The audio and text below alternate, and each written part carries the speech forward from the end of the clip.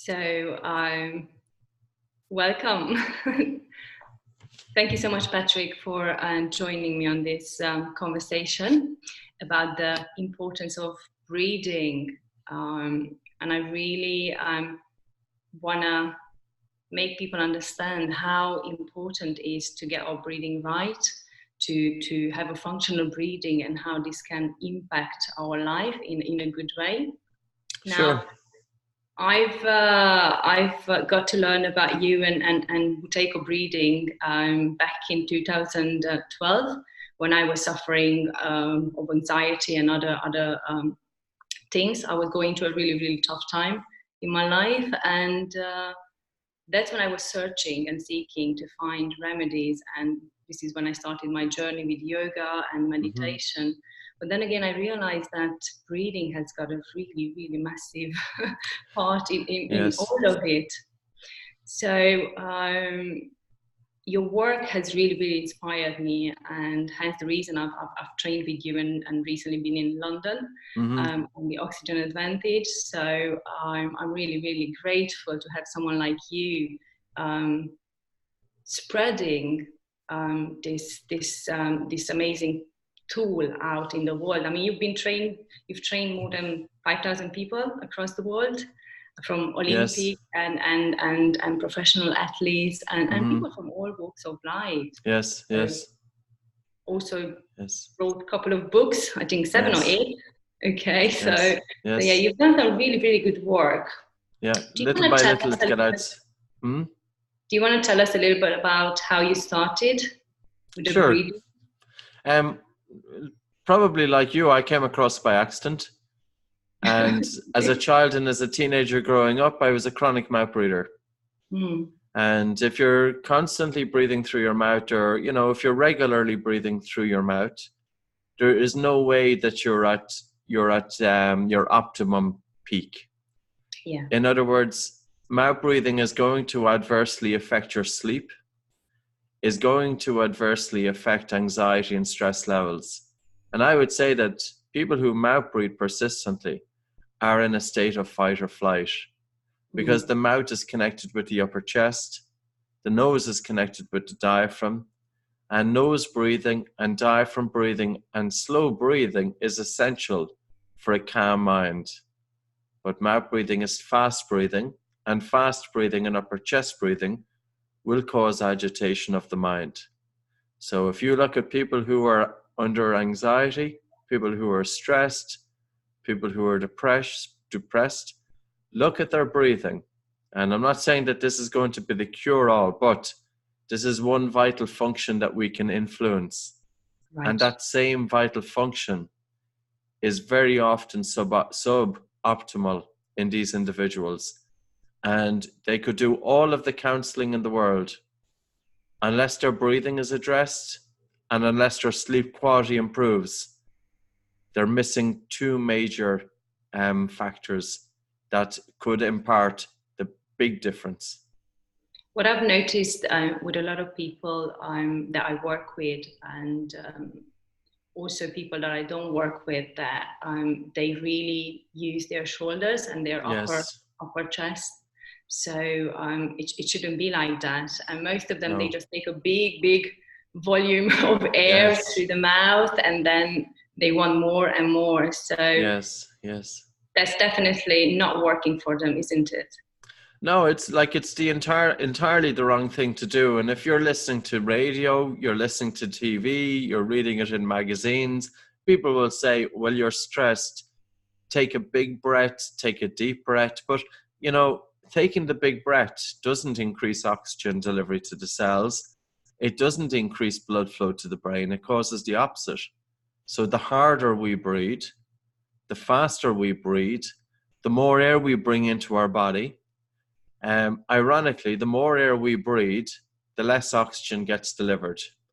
And if individuals want to improve their blood circulation and to improve oxygen delivery to the cells, it's very important that we learn how to slow down our breathing. Slow, light, and deep breathing. And what do I mean by the word deep? Deep does not mean big. but deep means using the diaphragm. Slow breathing, in that we are not taking so many breaths per minute. Light breathing, that we are just breathing the ideal amount or volume of air that we need. And deep breathing, that we are using our diaphragm.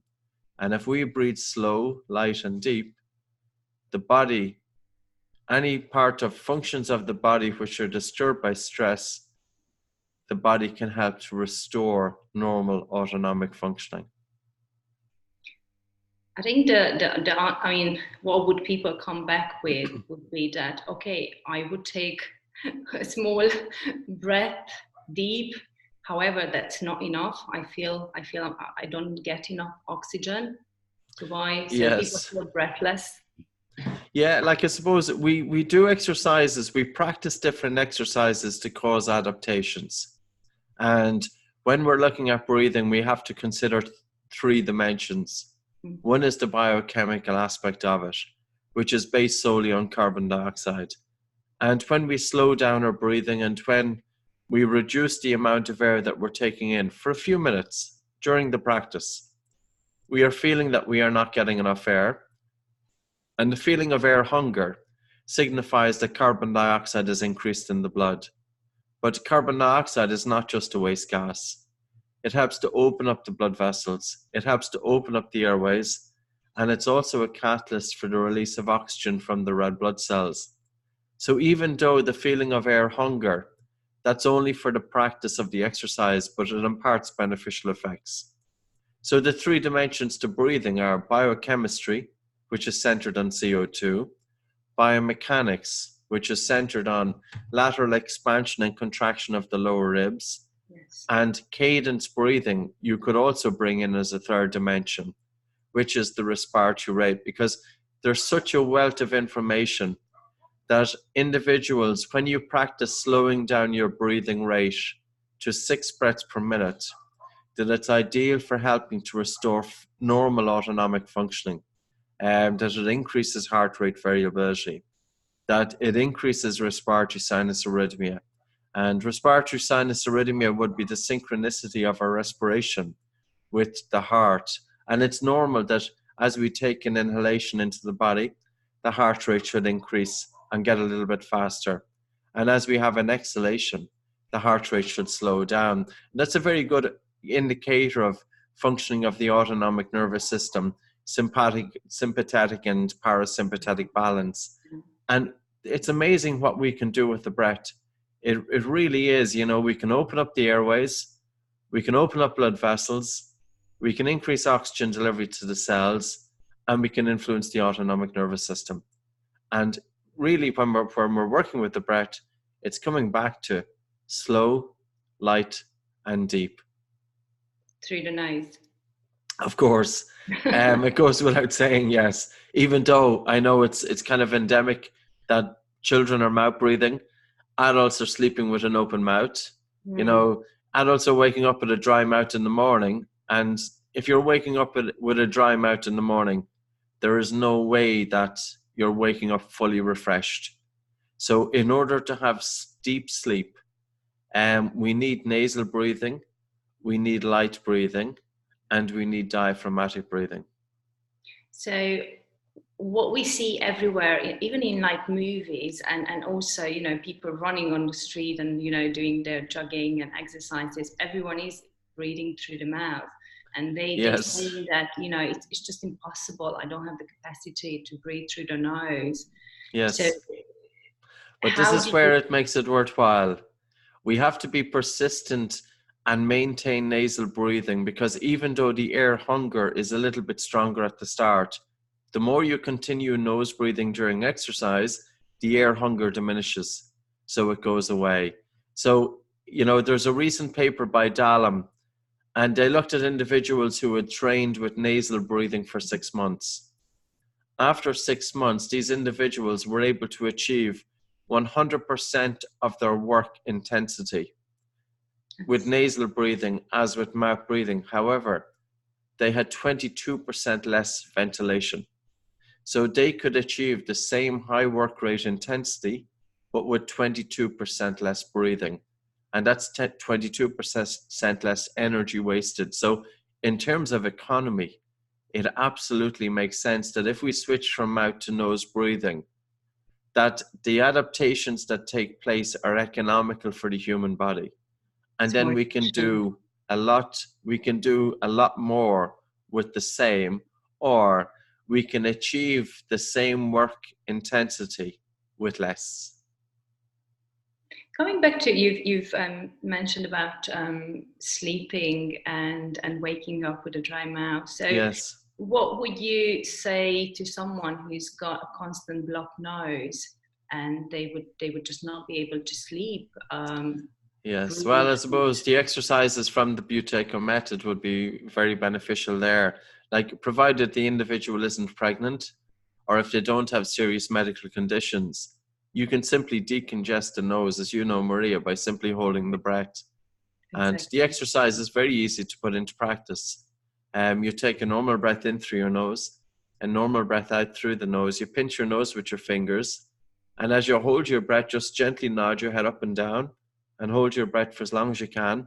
And then when the air hunger gets a little bit stronger, let go of your nose, but breathe in through it. And wait a minute and do that again, and do it in total about 5 or 6 times. And the nose is opening up. So inflammation of the nose can be reduced when we hold the breath. And this isn't a secret. This has been around. Well, it is a secret because nobody seems to know about it. But this isn't a new discovery. This has been written about since 1923.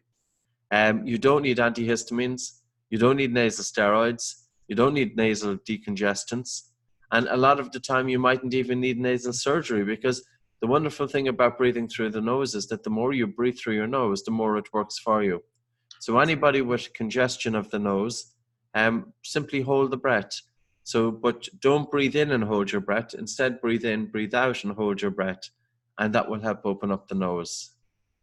What would you say to someone, someone actually just asked me today, so what if I've got a cold and my nose is blocked? How do I breathe through the nose? It's still the same, but the nose can get stuffy afterwards, but you still have to keep on decongesting it.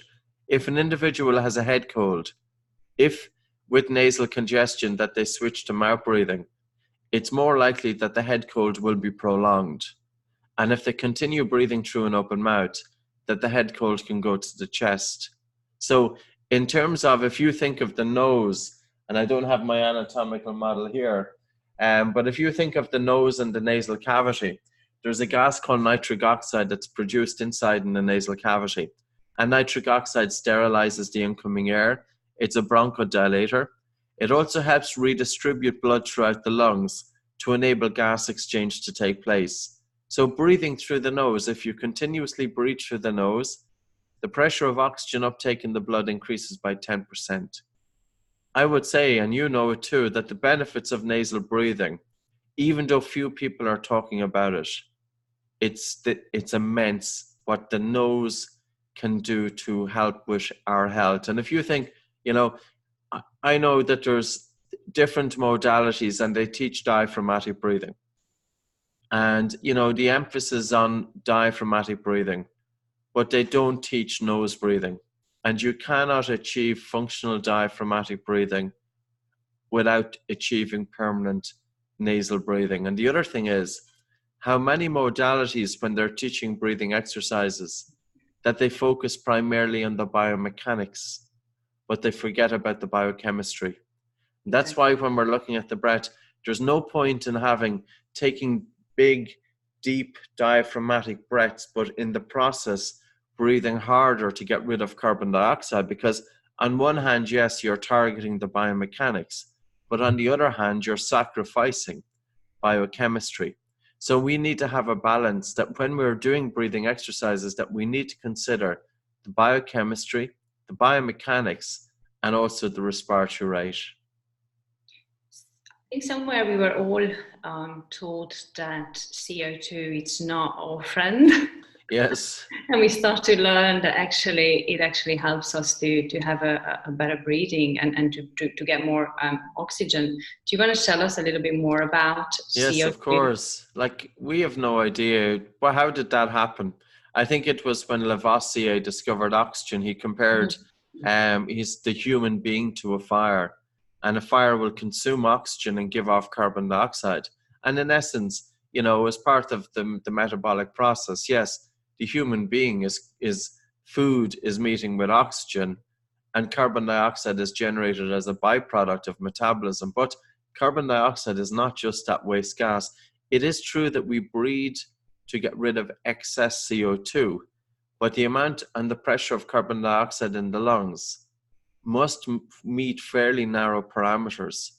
And if we are breathing too hard, we get rid of too much carbon dioxide from the blood through the lungs. So basically it's our breathing, which the amount of air that we breathe, which determines the amount of CO2 in the lungs.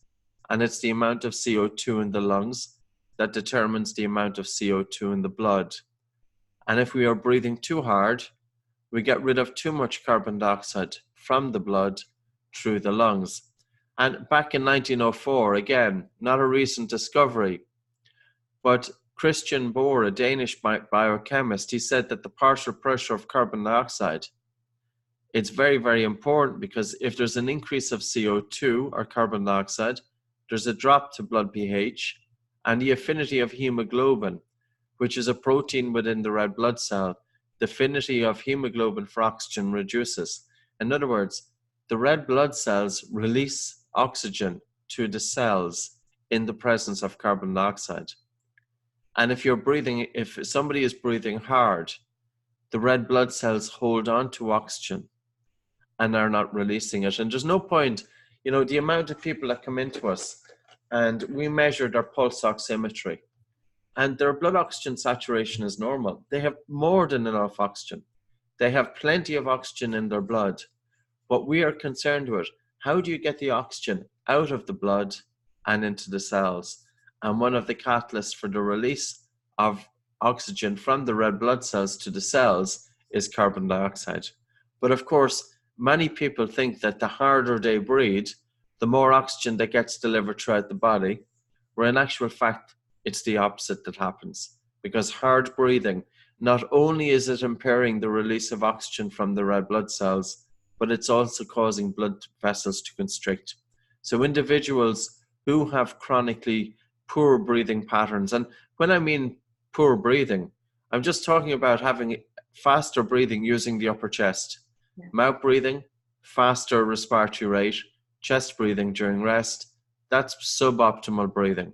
And it's very common for individuals with suboptimal breathing to have cold hands and possibly cold feet and brain fog as well. And there is also an agitation of the mind. And if the mind is agitated, sleep is also affected. So say, for instance, if we have a lot of thought activity going through the mind, and the mind is, you know, we're stuck in our heads and we're living in our heads and we're thinking and thinking, that kind of repetitive and incessant thought processes that continues unabated. And if there's a lot of thoughts going through the mind, it's very difficult to fall asleep. Because we know it, you know, if any individual has a very stressful day, they're running and thinking. They're thinking a lot of thoughts. They are running a lot of thoughts through their mind. And when they go to sleep that night, their mind can't calm down. And all of these thought processes are causing them to twist and turn all night. So they have a very light sleep. And light sleep, you wake up feeling unrefreshed. And if you're unrefreshed, it's more difficult to cope with daily work and family. And that in turn is going to contribute to stress. And then stressed mind is going to play with sleep and reduce sleep quality. So it's a vicious circle that's going on. And that's why slow breathing before bed can be very beneficial. Breathing through the nose, especially during sleep, and slow breathing as well. So we know that breathing in through the nose, it obviously humidifies the air, it sterilizes it, it's a lot better. But tell us why we should not breathe out through the mouth. Well, I suppose just as exactly as you've said, your nose is humidifying and warming air on the way in. Well, the body has expended an energy there. So on the exhalation, the nose is designed to trap that heat and moisture. So if you breathe in through your nose and out through your mouth, there's a 42% greater water loss as a result of breathing out through the mouth. So the nose is trapping the moisture and heat from the exhale breath, and this helps to keep the nose open. Right, okay. So when we look at people who live a really agitated life, and they start meditating. Yes. Obviously they sit down and they just find it really, really difficult to focus. I do tell them that it's important first to actually start looking at our breath and really correcting the breath, because mostly those people who are really agitated, so if our mind is really agitated, then our breathing is the same. That's so it's true. Kind of like a mirroring one the other. Yes. So from your point of view, if someone is suffering from anxiety, panic attacks, what do you normally suggest to bring them into a calm and mindful? Yeah. It's ironic. The people who will get the most out of meditation will find it most difficult. It is normal if the mind is agitated. The most difficult thing to do is to meditate. Mm-hmm. And the reason being is because focusing the mind onto the breath can be very difficult, because literally the mind is taking up all attention. And it's very difficult then to put our attention onto something else, including the breath. I think a very useful way is do small breath holds.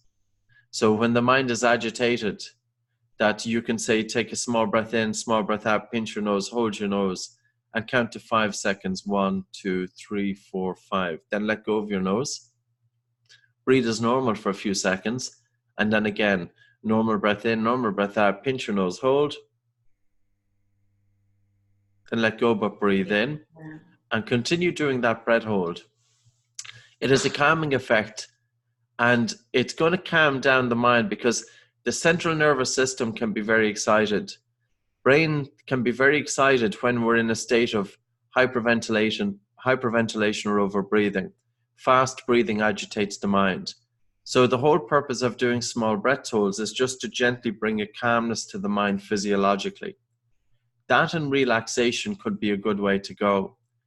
Because I think, I can kind of understand it that people with high anxiety, they make an effort, or if they make an effort to meditate, and they're sitting down for 5 minutes and they're focusing on their breath and the mind wanders off, and they focus on their breath, their mind wanders off, or they may not be able to focus on their breath in the first instance because they're thinking about their breath, because the thought activity is so much that everything is analyzed that it's difficult to put the analytical mind aside to bring your attention exclusively from the mind onto the breath, because the analytical mind has taken over so much. So I can understand that people are going to abandon meditation. And, I'd say for everybody, the key is, if you're focusing on your breathing and if you find that your mind is wandering a lot, you'll get even more out of it. Because if your mind is wandering a lot, then that the mind is a little bit agitated, that there's a lot of distracting thoughts coming in, a lot of incessant, repetitive, unproductive thinking, often self-critical, and it's going around in that circle, one thought leading to the other, without any gaps, no pauses, no breaks, continuous repetitive thinking. And that's where small breath holds can be quite useful. You breathe in, breathe out, you pinch your nose for a few seconds, you let go, you breathe in, then you breathe normal for a few seconds. And it can have a calming effect on the mind. And nose breathing with diaphragmatic breathing would be very good. Relaxation would be absolutely wonderful in this instance as well. And, even for people maybe to go for a massage, that they're connecting as the therapist is moving the hands on the body, that the individual who's getting the massage is feeling the hand on the body, and as a result, it will help take them out of their heads. So everything that we can kind of use to help us take us out of our heads can be beneficial. Yeah, so meditation is great, but maybe not to start off at meditation. Maybe just start off with small breath holds and, you know, follow your breath. Follow your breath. What I've noticed that it has been really, really working for me and for the people I work with. It's the reduced breathing exercise or Yes. guided recording, and I've translated Yes. that in Romanian. And Great. we've been having some really, really good feedback. Great. Yeah. And it also helps people to learn how to follow their breath, to correct their breathing, and really just calm the mind, and just really feel the diaphragm, feel the chest, Yes. feel your body, like really get connected to your body, and really just go from here below, Yes. below, because we really Yes. spend a lot of time in our head. Yes. And living in a world where everything is so quick and everything is happening, you know, very, very fast, it's important that we take time out, that we just get rid of all the nonsense, Yeah, all the totally. tension that Yes. we put into ourselves, whether we want it, whether we are conscious or unconscious. We do gather a lot of things, and this impacts the way we talk to people, the way we live, the way we deal with the day-to-day life. Um, what would you say about reduced breathing? Because obviously this is something, again, that people, when you say to someone, breathe less, reduce your breathing, and that, why would I reduce my breathing? I mean, I will get even breathless, even more breathless. So how would you explain Yes. to someone the fact that they should reduce their breathing in order to adapt the body and be more efficient at breathing? So I suppose the benefit from coming from a reduced breathing is that if you practice slowing down your breathing and taking less air into your body, then your body adjusts to that slower and reduced breathing volume. And the benefits of that are, when you're breathing slower, that the mind is quieter. Mm. When you breathe slower and through the nose, you're more likely to use your diaphragm. Diaphragm is connected with the emotions. Slow breathing is also reducing agitation of the mind, as we spoke about. So initially, we may be breathing shallow during the practice, because when we do reduced breathing or reduced volume breathing, we're targeting primarily the biochemistry of the breath. But it's not that we don't want people to breathe using their diaphragm, but at start, we kind of separate them. So I'll get people now, say 3 to 4 minutes focused on slowing down their breath to get air hunger. That way I'm improving the biochemistry. Then I will have them put their hands on their lower two ribs, either side. As they breathe in, their ribs move out. As they breathe out, their ribs move in. And that helps to target the biomechanics. And then we bring in slow breathing to a cadence of breathing in for 4 seconds and out for 6. And that targets then cadence breathing. So yes, when one is doing reduced volume breathing and taking less air into the body, yes, it's quite likely that they could be breathing shallow. But I'm not worried, because the emphasis is on the biochemistry. Like, we will target the shallow breathing. I have to consider that breathing is not just about biomechanics. It's not just about breathing using your diaphragm.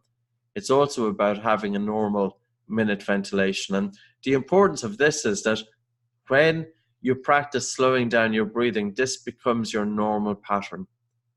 And when your breathing is slow, one can argue that the airways are more open, that there's greater increased oxygen delivery to the cells, that sleep is beneficially impacted, because if you're breathing hard and fast during sleep, you're increasing resistance in the airway. This is increasing turbulence in the airway, and this in turn can cause either a partial obstruction, which might be a hypopnea or snoring, or a complete stopping of the breath, which is an apnea. And then insomnia and sleep apnea go together. So individuals who might have, and it's fairly common, like obstructive sleep apnea, it's very common in terms of women over, say, 50. It affects, according to a Swiss study, 27%. and men over 50, it's 43%. So you can think of 1 in 4 women over 50 years of age are at risk of sleep apnea, and men, almost 50% of them, and not quite, it's 43%. Now, younger people can get obstructive sleep apnea, but it's a condition that becomes more common as we get older because we're losing muscle tone in the throat. And we've got a subset of muscles in the throat which are designed to keep the airway open. But these muscles are linked with the diaphragm. And if we're not using our diaphragm, these muscles in the throat aren't doing their job as effectively. So nose breathing during sleep, and we use paper tape across the lips. And even for children, we will have a new tape coming out in the coming weeks. So for kids, to get them to breathe through the nose, because we've always had an issue. How do we get children breathing through the nose during sleep? I don't want to cover their lips altogether. So we have a tape which will be surrounding the lips to bring the lips together. Oh. So it's forcing the child, not forcing the word, but it's encouraging, or it's enticing the child to breathe through their nose during sleep. But if the child then was to get sick or something like that, their mouth just opens and there's no risk there. So we want to change the behavioral pattern. So nasal breathing is absolutely vital, and the biochemistry of breathing along with the biomechanics is a big part of that. Well, I'm glad to hear about the new tape for the children. One of my friends, yes. She was actually telling me the other day that her son is really struggling through the night because his nose is always stuffy, and he wakes up and he's so tired when he needs to go to school, and it's just, she can notice that his energy levels are so low, and she recognizes that it's because he's not sleeping well. He's not sleeping well because he's breathing through the mouth. So it's like a whole. It's a total vicious circle, but it's really, really, problematic with children. If a child has a stuffy nose, or if an adult has a stuffy nose, they are 1.8 times more likely to have sleep problems. And children who are sleepy, they have 10 times the risk of learning difficulties. 10 times. 40% of children with sleep disorder breathing, they develop ADD, ADHD, and or learning difficulties. 40%. So in terms of the mental capacity, having really restorative, deep quality sleep is fundamental for children. And if children are having their mouth open, if their sleep is affected, their behavior is affected. And these kids don't do well academically. And I know it's not all about the academics, but academics is a very, very important part of life as well. These kids, it's not that they're not intelligent. How can a tired child concentrate? I was one of those kids, and I'm studious. But when I was in school, and when I was in secondary school, high school, and university, the amount of work that I would have to do to attain my grades was so much more than my peers, because if you don't have the concentration, you're not able to have your attention on material, you're not absorbing the material, you're not able to analyze it because you don't have that capability. It's not that the children are stupid. These children can be highly intelligent, but nobody seems to be saying to these kids, breathe through their noses. And Maria, we know 25 to 50% of studied children are persistent mouth breathing. You go into any young kids' school and just look, and I would say, I don't think it's unrealistic to say that 1 in 4 children in any class is persistently mouth breathing. And many of those kids will be having their mouths open at night. I think it's really time that somebody does something about this, or at least helps to share some awareness, generate some debate. And there's a wealth of evidence there.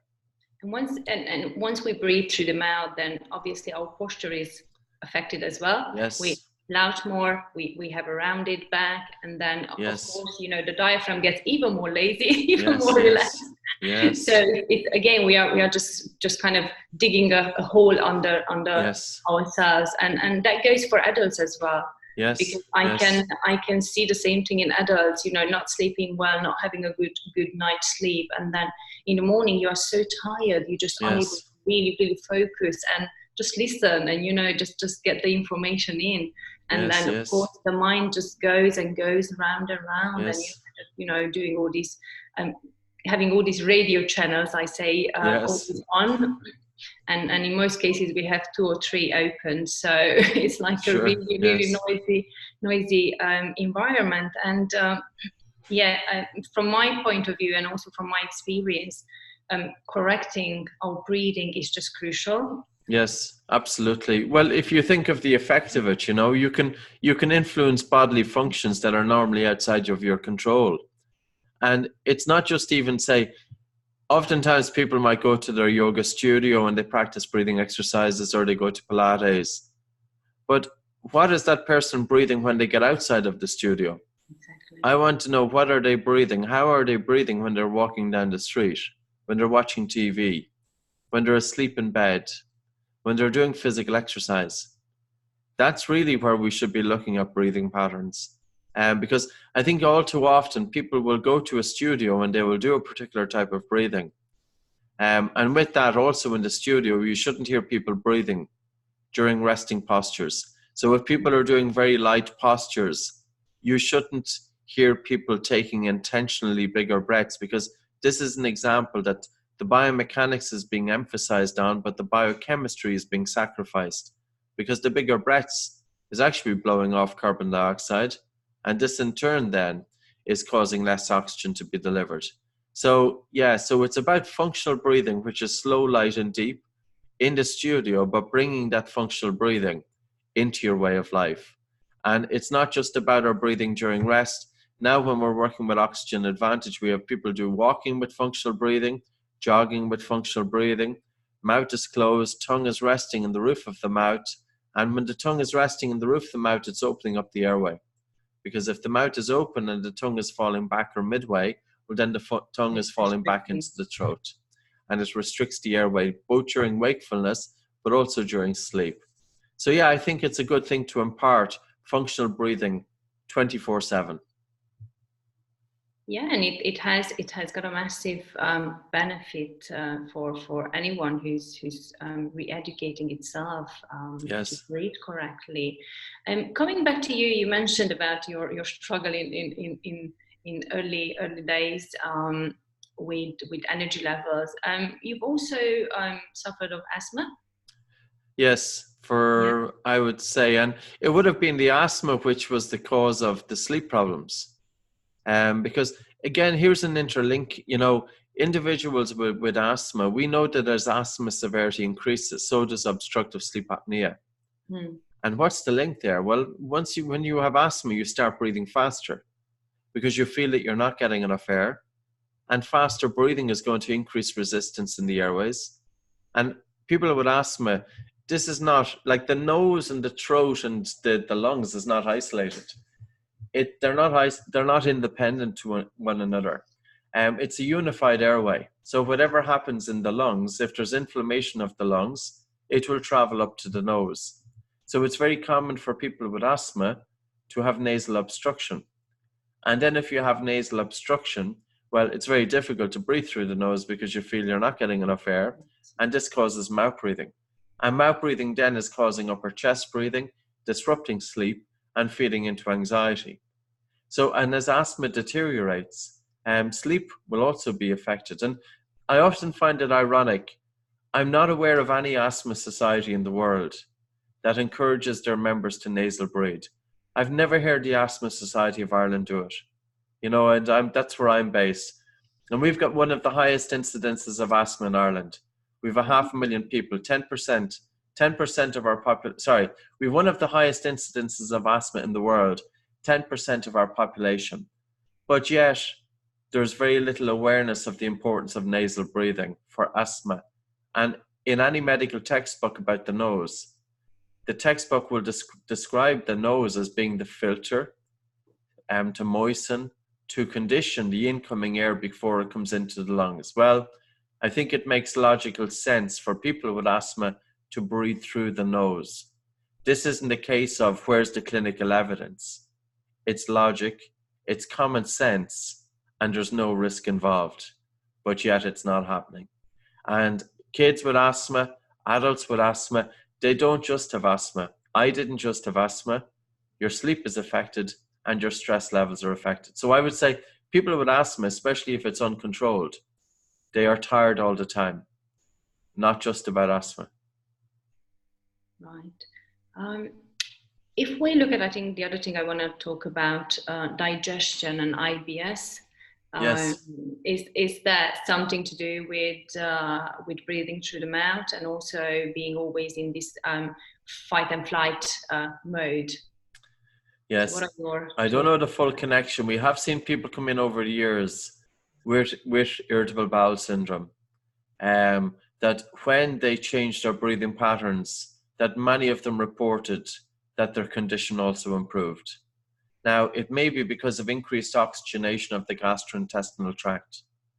It may be because of, there is some research suggesting that if you can increase vagus nerve traffic by slowing down breathing and diaphragmatic breathing, that in turn can lead to a reduction of inflammation. And there may be some connection there. So I don't know what the precise mechanism is, but I think that people who are in that state of fight or flight, and sometimes people who come into me and they ask me, well, I've got this condition. I'll sometimes ask them, well, does stress make it worse? Because if stress makes it worse, relaxation and slow breathing can help make it better. So if people have irritable bowel syndrome, oftentimes that will be exacerbated by stress. Stress is making the condition worse. Well, how is stress making it worse? Our breathing gets faster, our breathing gets harder, blood vessels constrict, less oxygen is delivered, we're in that fight or flight. So on the basis of stress making something worse, it makes sense that relaxation and slow breathing can help make it better. That's amazing. I think that's a lot of useful information for all the people out there, especially for Romanians. Thank you so much for your time, Patrick, and thank you for all the work that you do across the world, because you are involved in so many good things, and being a pioneer of breathing is just amazing. And I'm really, really pleased that more and more people are waking up and recognizing the importance of getting our breath right and really yes. I'm just a messenger. But, I think there's an awareness out there of breathing that's really getting out there. I think the topic now is finally getting the attention. And I've seen the last 2 to 3 years, it's really being amazing, So let's make this happen. And we'll get it out there and it can help many people. So it's always good. So thanks for your help with contributing to it as well, Maria. Thank you very much, and I'm looking forward to seeing you again and just getting more good stuff from your training and from your teachings. Well, I wish you all the best. I know you're going over to Chicago. America. Yes, tomorrow. Yeah. So I'm doing some great stuff there as well. So yeah, thank you again for being here for me and just supporting me on this journey of getting more and more people to learn about the benefits of breathing and oxygen advantage, Buteyko, and all the great stuff out there. So thank you again very much. You're very welcome. And I wish you all the best, and I shall see you very soon. Okay, take care. Bye. Thank you. Bye-bye. Bye.